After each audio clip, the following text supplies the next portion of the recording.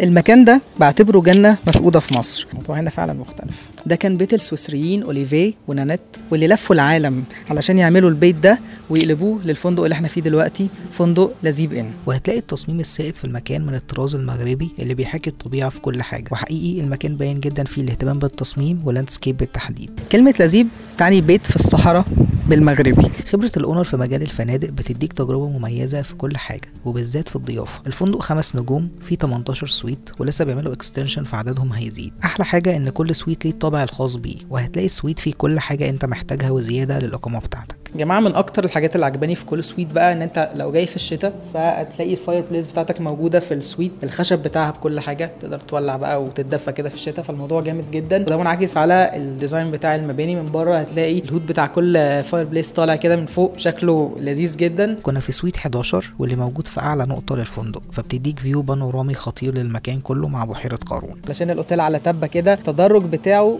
مخليك تشوف الفيو التحفه ده. المكان هنا فيه 3 بولز، 2 ادلتس اونلي وواحد للفاميليز، وده الفيو منه وهمي مع البحيره، واللي كان فيه بار المشروبات، غير طبعا قعده الزردة بالليل عشان تشرب احلى كوبايه شاي. في كمان كل الخدمات اللي هتحتاجها زي السبا، ميتنج روم، جيمنج روم وجيم، غير طبعا المطعم الرئيسي للمكان بلو دونكي، واللي عرفته ان ده اسمه مطعم مشهور جدا في سويسرا، وهما بيهتموا جدا بكواليتي الاكل والتقديم بتاعه في كل الاطباق اللي جربناها. العيش كمان بيتخبز لك عشان تاكله فريش، واغلب الخضار مزروعه عندهم عشان تحس بطعم الاكل المميز.